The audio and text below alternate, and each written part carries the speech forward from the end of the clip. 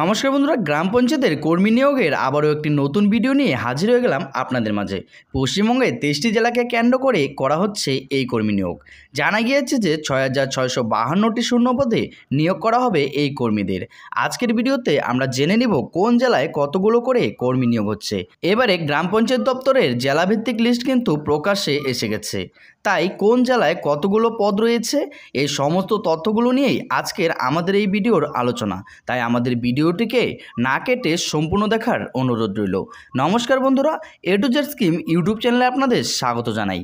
বলা হয়েছে যে পশ্চিমবঙ্গের গ্রাম পঞ্চায়েতের দপ্তরে ইতিমধ্যেই জেলাভিত্তিক শূন্যপদের লিস্ট প্রকাশিত করা হয়েছে। এছাড়াও সংশ্লিষ্ট জেলায় ডিস্ট্রিক্ট সিলেকশন কমিশন কমিটি রাজ্যের প্রতিটি জেলা থেকে একটি করে বিজ্ঞপ্তি প্রকাশ করবে।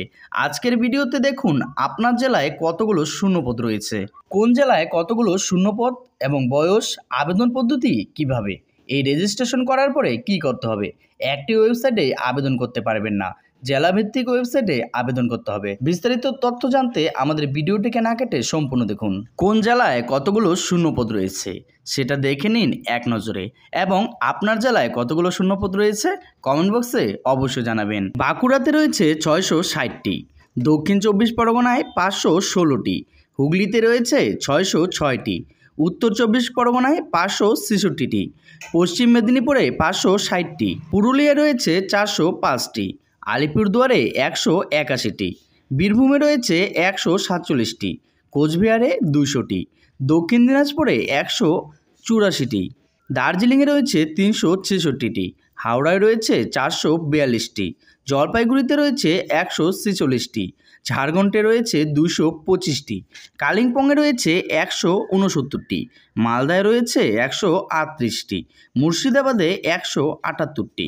নদিয়াতে রয়েছে 144টি, পশ্চিম বর্ধমানে রয়েছে 123টি, পূর্ব বর্ধমানে 318টি, পূর্ব মেদিনীপুরেতে রয়েছে 329টি, উত্তর দিনাজপুরে 100টি, দার্জিলিংয়ে রয়েছে 65টি। এই নিয়ে মোট 6,652টি শূন্যপদ রয়েছে গ্রাম পঞ্চায়েতের দপ্তরে। গ্রাম পঞ্চায়েত দপ্তরে আবেদন করার জন্য রেজিস্ট্রেশন আইডি ও পাসওয়ার্ড দিয়ে লগ ইন করে পরবর্তী পদের জন্য আবেদন করতে পারবেন। তাই রেজিস্ট্রেশন আইডি ও পাসওয়ার্ড চাকরি প্রার্থীদের মনে রাখতে হবে এবং যত্ন সহকারে কোথাও লিখে রাখতে পারেন। 2024 সালের জুন মাস থেকে জেলাভিত্তিক অনলাইনে আবেদন শুরু হবে। প্রতিটি জেলায় আলাদা আলাদা বিজ্ঞপ্তি প্রকাশিত হবে।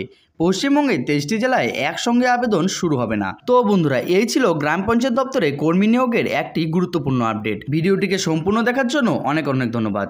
আমাদের ভিডিওটি কেমন হয়েছে কমেন্ট বক্সে অবশ্যই জানাবেন। তার সাথে আপনারা যদি আমাদের চ্যানেলে নতুন হয়ে থাকেন তাহলে আমাদের চ্যানেলটিকে সাবস্ক্রাইব করে পাশে থাকা বেল আইকনটি প্রেস করে রাখবেন, কেননা আমরা প্রতিনিয়ত আপনাদের জন্য আমাদের এই চ্যানেলে এই ধরনের ভিডিওর আপডেট দিয়ে থাকি। দেখা হচ্ছে পরবর্তীতে আরেকটি নতুন ভিডিওর সাথে। ভালো থাকবেন, সুস্থ থাকবেন।